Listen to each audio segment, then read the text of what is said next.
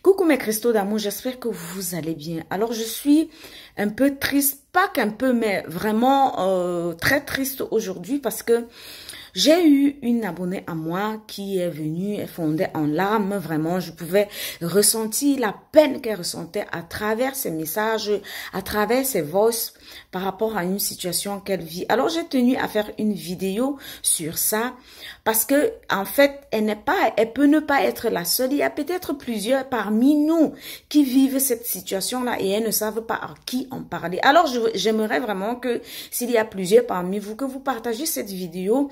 Peut-être il y a une qui sera dans cette situation qui va se reconnaître et peut-être ça va déjà l'aider à se calmer et à avoir du réconfort parce que c'est aussi ça, on doit se soutenir entre des femmes. Alors l'histoire en fait c'est une dame, elle est mariée depuis 8 ans avec un monsieur. Et au départ c'était bien.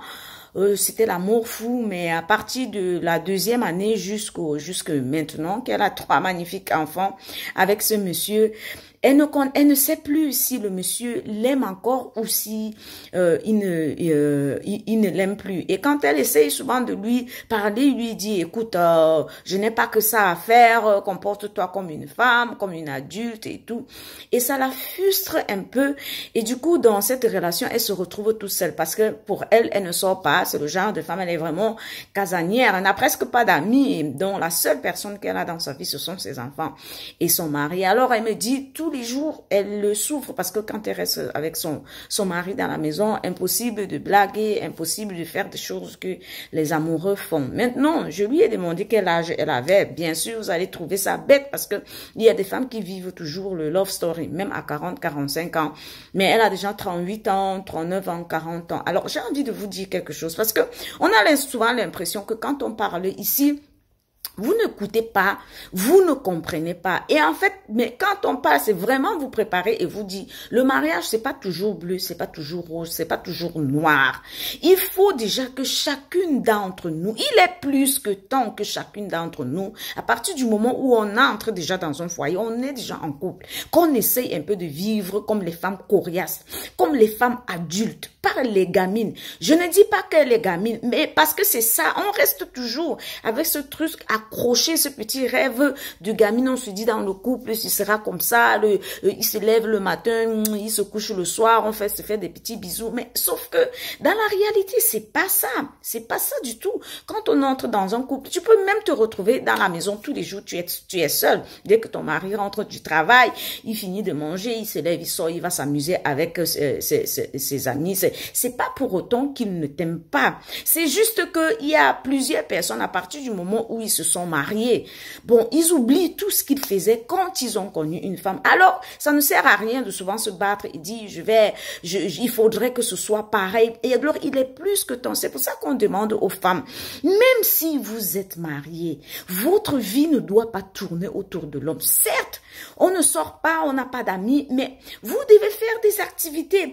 Créez votre propre monde, même dans votre foyer. Quand je parle de votre monde, ça veut dire, vous créez une autre vie dans votre foyer. On ne parle pas d'aller tromper, d'aller faire ceci.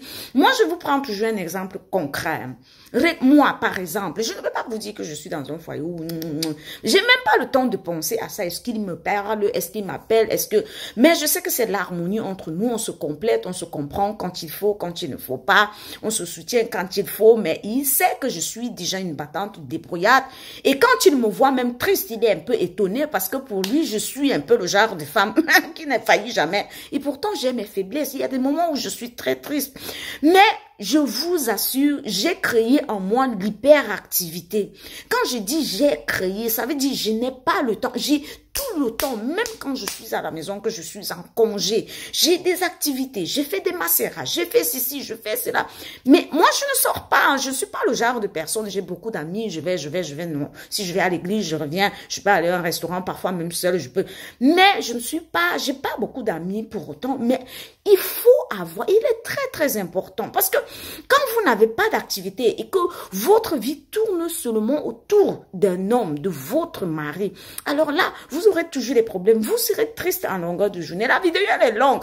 Mais comme je dis, ça me fait mal parce que je ne sais pas comment est-ce que je peux encore, comment est-ce que, je ne suis pas la première personne à vous le dire, comment est-ce qu'on peut encore dire aux femmes aujourd'hui, aux adultes, aux femmes même d'un certain âge, écoutez, vivez aussi votre vie, la vie ne tourne pas qu'autour de votre homme. Lui, il n'a pas le temps de ça, venir toujours cajoler une gamine dans la maison qui a même déjà un âge de se prendre en charge. Quand je parle en charge, c'est même émotionnellement. Tu dois être capable de te prendre en charge émotionnellement. Et c'est terrible. Je reviens avec vous, s'il vous plaît. Si vous voulez, même je me mets à genoux. Quand vous êtes dans des foyers, pour éviter que votre foyer ne soit dans des problèmes, que vous commencez à réfléchir mal, à vous poser des questions, ayez des activités, occupez-vous. Ça veut dire, si vous êtes dans des foyers, vous aimez, oui, certes, vos hommes, ils sont peut-être tout pour vous, mais il faut avoir une vie, savoir faire la part des choses. Le couple, il est le couple, mais vous maintenant, en tant que femme, qu'avez-vous comme vie à part le couple? C'est ça le problème. Alors celles-là qui ne savent pas gérer leurs émotions vont se trouver toujours tristes dans le foyer. Pourtant même, l'homme ne fait rien. Après, il va se poser des questions, dit, mais qu'est-ce que j'ai encore fait à cette femme-ci? Parce que toute votre vie tourne autour. Que l'homme soit votre centre, ça veut dire qu'il est seulement votre seul amour, oui. Mais concernant les autres activités, prenez-vous en charge, s'il vous plaît, émotionnellement. C'est très, très important. Moi, je ne sais plus quoi dire d'autre sur cette vidéo à part ça. Je suis triste, mais je lui ai déjà expliqué. Je profite maintenant pour expliquer encore à d'autres personnes. Ça va quand même réconforter ce que je lui ai dit. Mais il y a beaucoup qui ne comprennent pas parce qu'elle disait, c'est pas facile. Rien n'est facile.